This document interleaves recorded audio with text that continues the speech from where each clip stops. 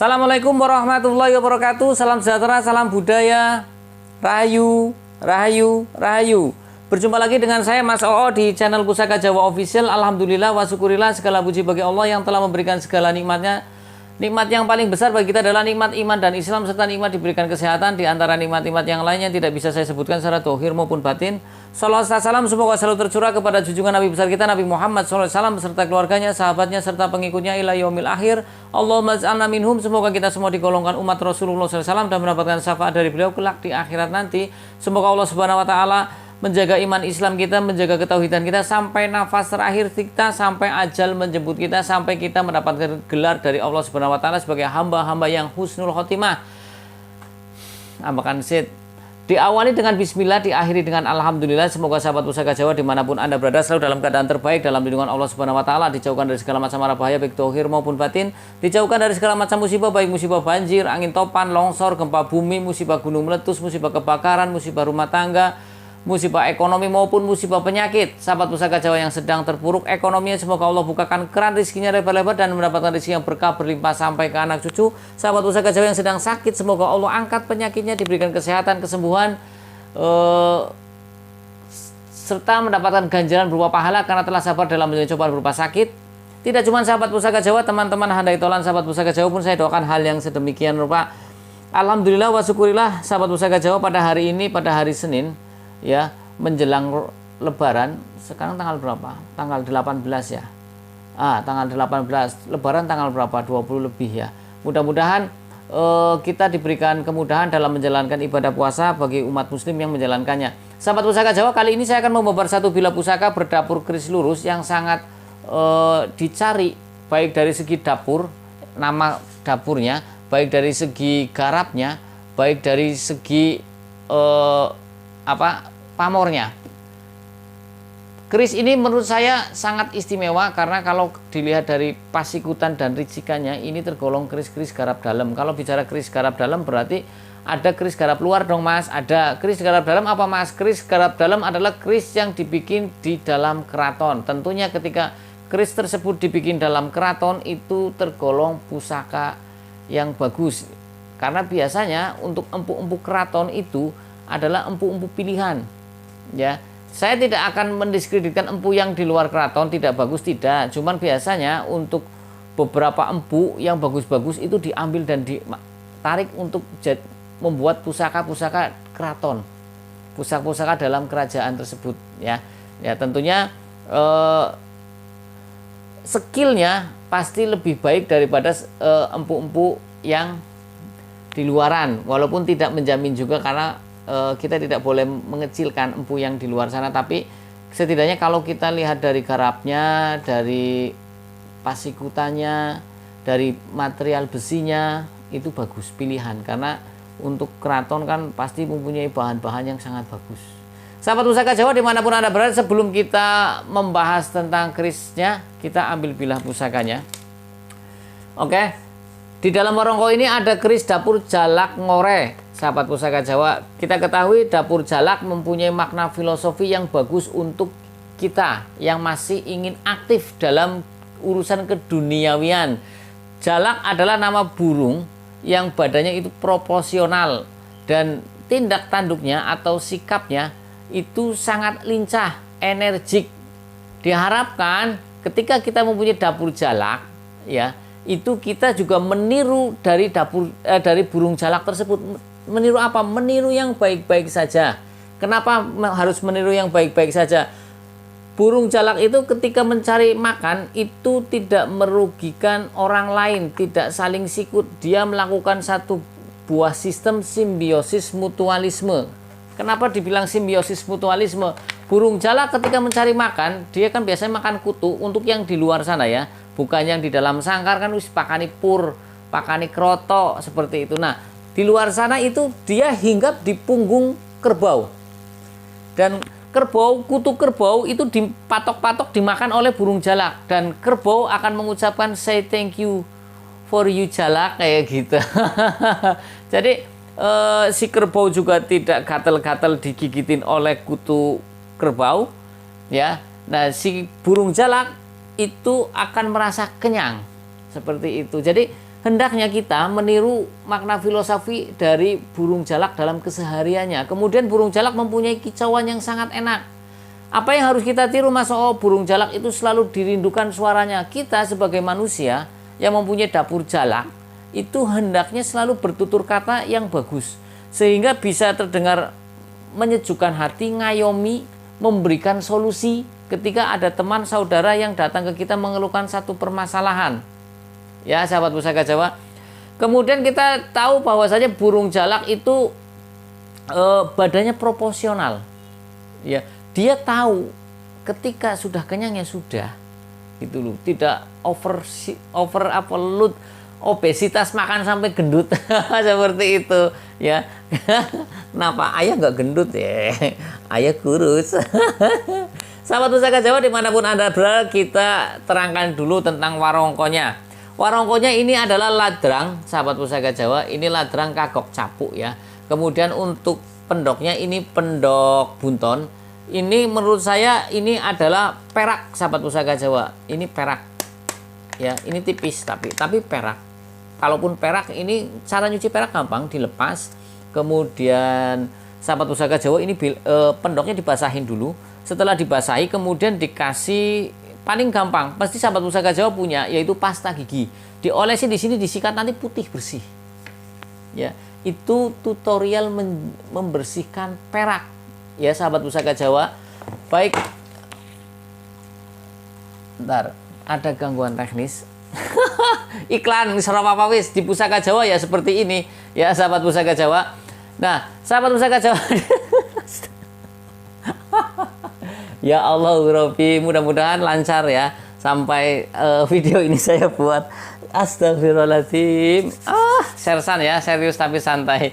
Kita bahas dulu tentang mendaknya. Mendaknya ini adalah mendak kendit silang mirah, sahabat Pusaka Jawa. Mendak kita ketahui banyak, ada mendak kendit silang mirah, ada mendak parijata, ada widengan, ya. Seperti itu. Kemudian kita bahas tentang handle-nya. Astagfirullahaladzim. Bentar ya.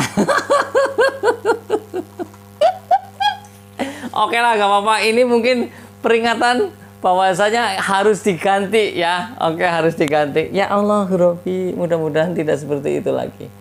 Aduh. Saya bikin video Sahabat Pusaka Jawa. Oke, kita tidak perlu di skip ya, atau tidak dipotong, biar alami, karena Pusaka Jawa memang ya seperti ini. Ketika membuat video ya apa adanya wis lah, biar mereka tahu wis. Kita buka bila pusakanya. Bismillahirrahmanirrahim.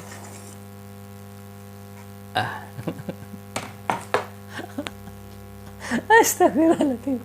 Sahabat Pusaka Jawa dimanapun Anda berada, saya dekatkan ke kamera untuk ciri-ciri dari dapur jalak ngorek adalah: pertama, bilahnya lurus, kemudian memakai gandik lugas, gandingnya lugas atau polos, kemudian memakai ricikan. Di sini ada tikel alis. Tikel alis itu seperti bentuk alis manusia, ya.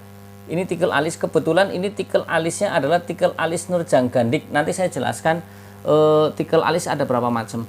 Kemudian di sini kalau kita raba, di sini memakai serawean, kemudian di sini memakai pejetan, kemudian memakai greneng. Berhubung di sini grenengnya sampai ke atas, ini namanya greneng robyong. Ya, sahabat Pusaka Jawa.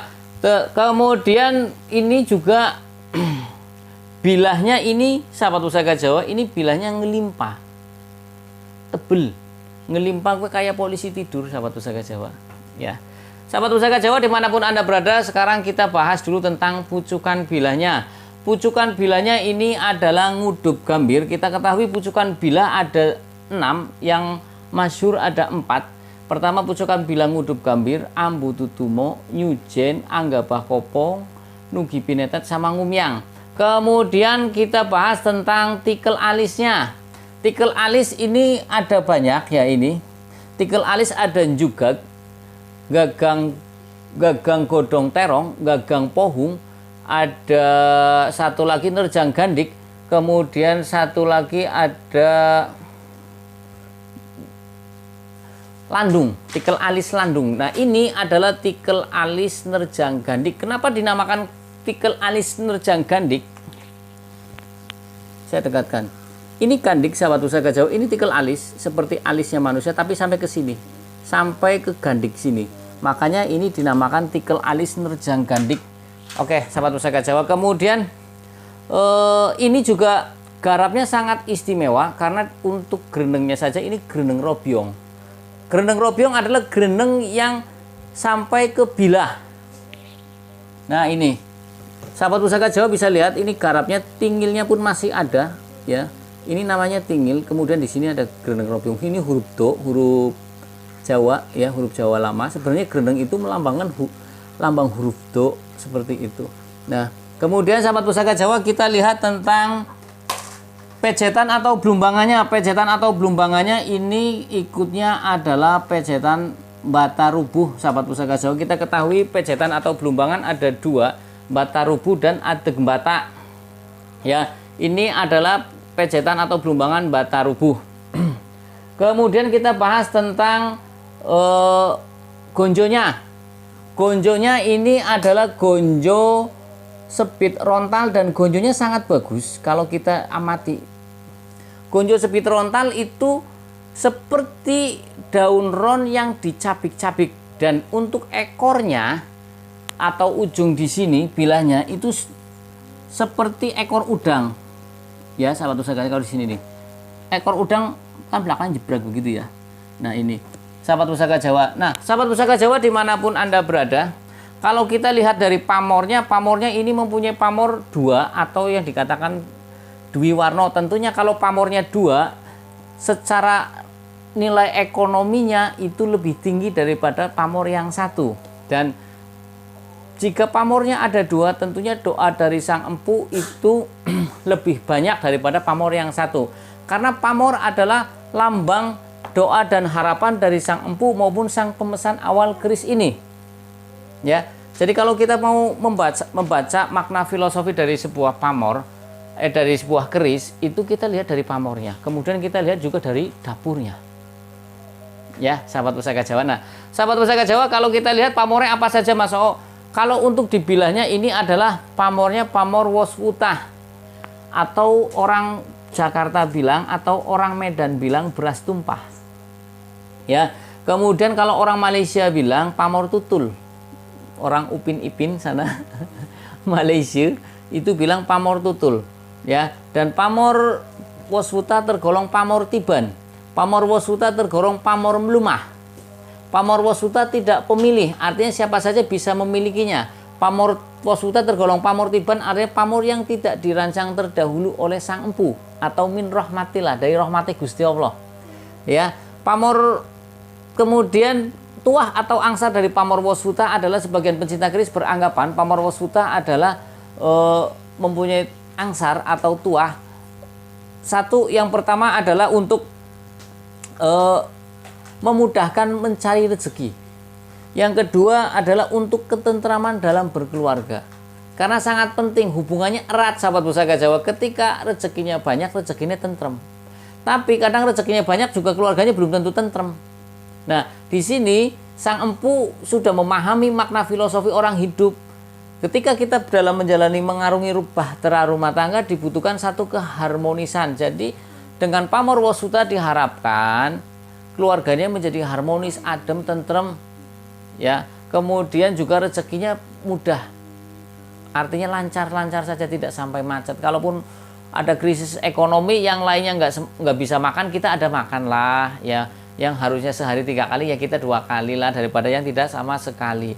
Sahabat pusaka Jawa, kemudian kalau kita bahas tentang gonjonya, di gonjo ini ada pamor, sahabat pusaka Jawa, yaitu pamor garis melintang di gonjo ini adalah pamor kendit mimang. Pamor kendit mimang tergolong pamor yang banyak dicari oleh para petinggi maupun orang-orang yang kaya atau the rich. Seperti itu, ya. Karena sebagian pecinta keris beranggapan tuah atau angsar dari pamor kendit mimang adalah membuat pemiliknya aman dari gangguan pencuri. Artinya harta yang dia miliki tidak mudah untuk dicuri. Ya, yang kedua, biasanya pamor kendit mimang itu lebih banyak untuk menjaga rumah atau lebih banyak ditaruh di rumah. Karena tadi fungsinya membuat aman dari gangguan pencuri. Ya, entah bisa saja rumahnya terlihat seperti hutan, rumahnya terlihat seperti lautan, atau rumahnya tidak terlihat, atau rumahnya terlihat ada harimaunya, macam-macam, tergantung doa dari sang empu. Karena sahabat pusaka Jawa, pamor kendit memang itu tergantung doa dan harapan dari sang empu, entah dia mau diisikan dengan bentuk yang seperti apa. Intinya harta dari sang pemilik pamor kendit memang itu aman dari gangguan pencuri. Ya, paham ya. Dan juga pamor wasutah ya yang ada di bila ini juga tidak hanya yang kita dengar seperti untuk memudahkan mencari rezeki dan untuk ketentraman keluarga. Kadang pamor wasutah juga kalau menurut ahli tanjik itu ahli yang tahu akan isi satu bilah pusaka. Kadang juga pamor wasutah bisa terselip untuk menjaga dari kebakaran. Ada doa yang tersimpan, yang tersembunyi di situ untuk kebakaran, ada juga. Ya, makanya pamor wasutah itu sangat banyak atau sangat mudah ditemukan di antara pusaka-pusaka yang ada di Nusantara ini. Karena memang sangat penting ketika kita hidup dalam berumah tangga, menjalani bahtera rumah tangga, menjalani kehidupan ini, rezeki itu sangat penting, juga ketentraman dalam rumah tangga akan sangat penting. Karena kita dengar ada satu semboyan yaitu Baiti Janati, sahabat pusaka Jawa. Nah, sahabat pusaka Jawa dimanapun Anda berada, kalau kita bahas tentang makna filosofi dari dapur keris lurus adalah doa dan harapan dari sang empu adalah agar si pemilik dapur keris lurus ini mempunyai keteguhan hati dan kekuatan iman. Artinya dia teguh pendiriannya, teguh hatinya, dan imannya pun ada, sehingga ketika menghadapi semua permasalahan hidup, dia kembalikan kepada Tuhan Yang Maha Esa, Allah Subhanahu wa Ta'ala, tidak sampai mikir yang tidak atau menduakan Tuhan Yang Maha Esa. Na'udzubillah min dalik. Ya, semua orang punya dosa, semua orang pelaku dosa, tidak ada yang tidak mempunyai dosa kecuali Rasulullah SAW atau para nabi maksum seperti itu. Nah, sahabat pusaka Jawa dimanapun Anda berada, ya, sahabat pusaka Jawa dimanapun Anda berada. Jadi tadi kita bilang makna filosofinya adalah kita ke dapur keris lurus adalah agar kita mempunyai keteguhan hati dan kekuatan iman. Iman kan up and down, ya. Kadang kita ketika menghadapi masalah, kita ada yang maaf, naudzubillah min dalik, loncatlah dari lantai 18 apartemen, ya. Dijauhkan, semoga anak cucu kita dijauhkan seperti itu. Atau lari ke hal-hal yang negatif, mabok-mabokan, atau ke narkoba, ataupun yang lainnya. Ya, nah, dengan makna filosofi dapur keris lurus ini, ya, dengan makna filosofi dapur keris lurus ini diharapkan si pemilik tidak sampai seperti itu, tidak sampai edan, ya, tidak sampai gila seperti itu. Nah, sahabat pusaka Jawa dimanapun Anda berada, kita bahas tentang dapur jalak ngore. Apa sih makna filosofi dari dapur jalak ngore? Yaitu agar pemilik dapur jalak ngore, ya, dalam mencari nafkah tetap bersemangat, tetap semangat, kemudian sabar, dan terus bergerak. Karena kita ketahui burung jalak kan aktif, lincah, terus bergerak, ya. Kemudian juga bisa untuk mengatasi semua permasalahan ataupun kesulitan yang dihadapi. Ya, sahabat pusaka Jawa, jadi makna filosofi dari dapur jalak ngore adalah ketika kita dalam meraih satu cita-cita lewat mencari rezeki, yaitu mencari nafkah, kita itu mempunyai satu kesemangatan, mempunyai satu kesabaran, mempunyai satu tenaga yang lebih energik, seperti layaknya burung jalak, ya. Kemudian terus bergerak, bersemangat mengatasi berbagai kesulitan ataupun masalah, ya, sahabat pusaka Jawa. Kemudian juga setelah bersemangat dalam mengatasi berbagai kesulitan atau masalah, pastinya mudah terlepas dari berbagai masalah ataupun kesulitan. Karena kalau masalah dan kesulitan kita hindari, tidak kita hadapi dan tidak kita atasi, tidak akan pernah selesai.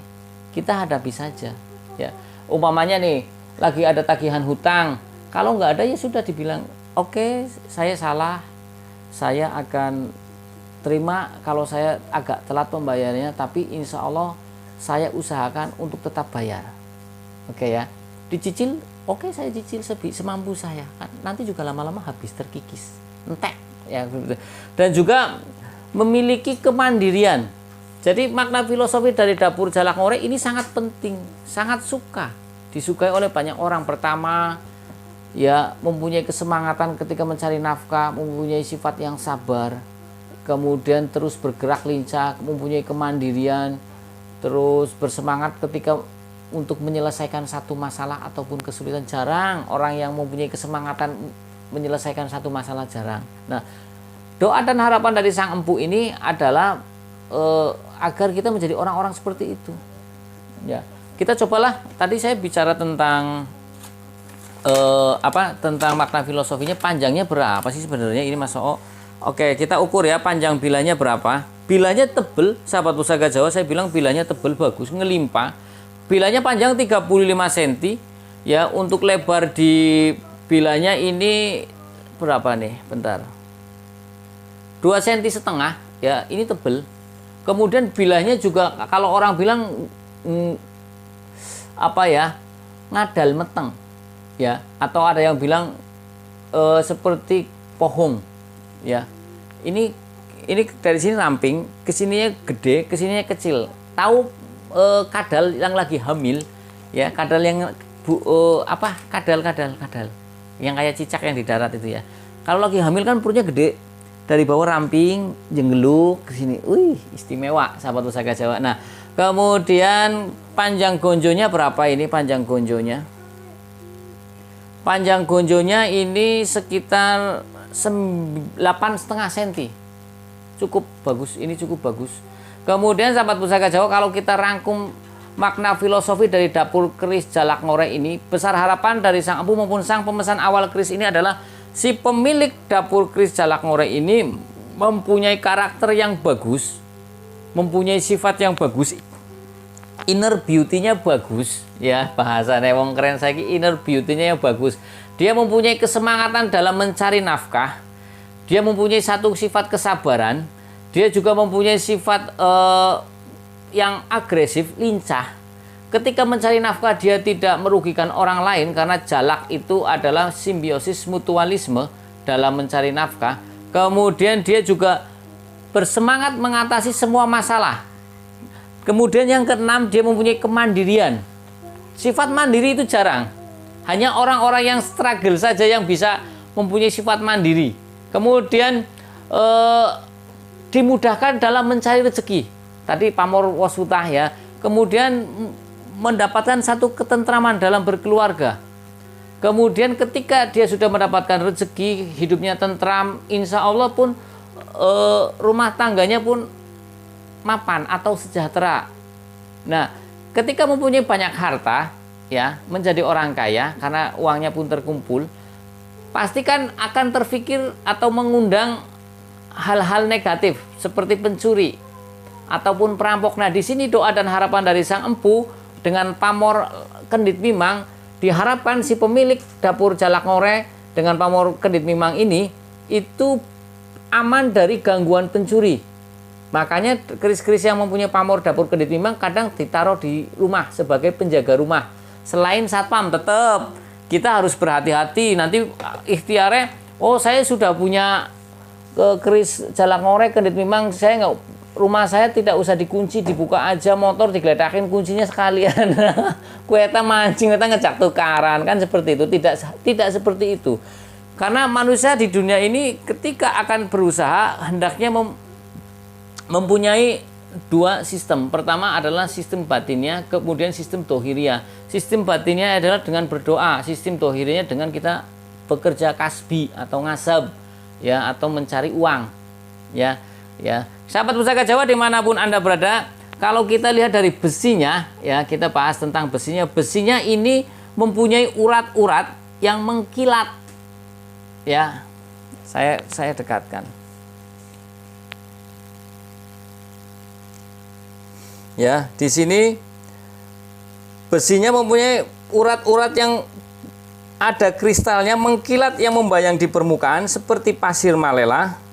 Warnanya hitam kebiruan, ya. Terus penampilannya pun berkesan kering. Ini adalah besi walulin, sahabat Pusaka Jawa.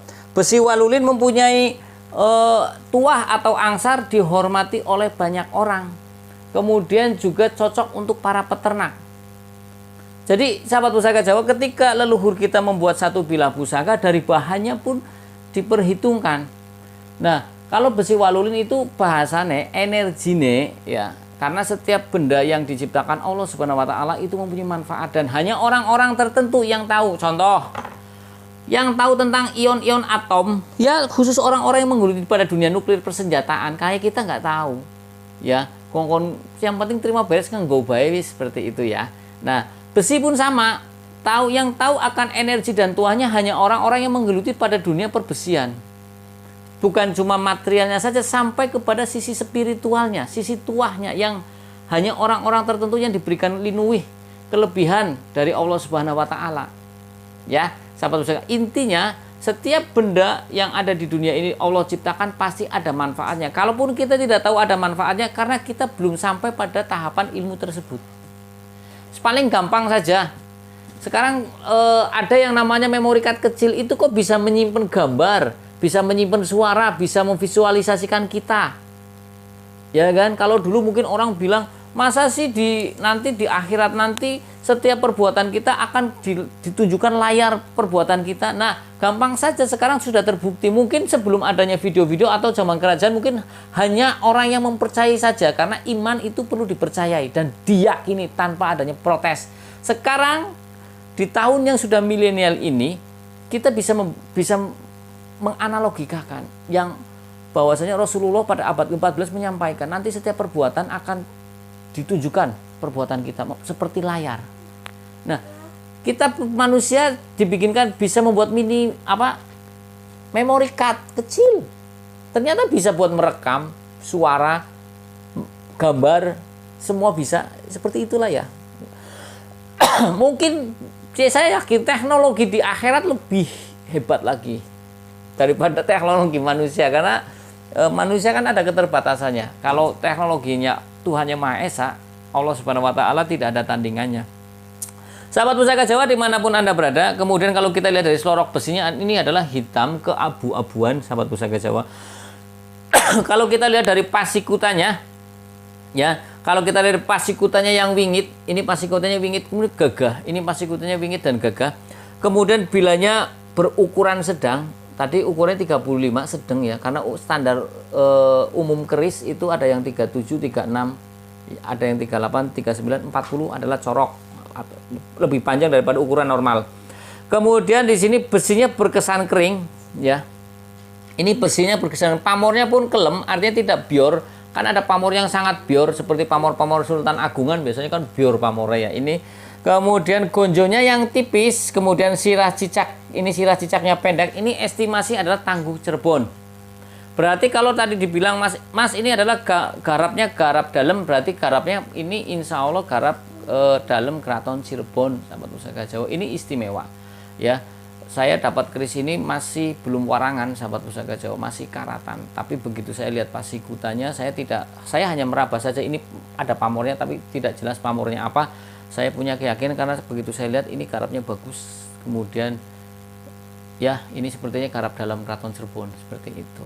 Nah, sahabat pusaka Jawa dimanapun Anda berada, sahabat pusaka Jawa yang baru nonton channel YouTube saya, silahkan pencet tombol subscribe, like, share, and comment, kemudian pencet tombol notifikasi lonceng untuk mendapatkan video-video terupdate dari saya.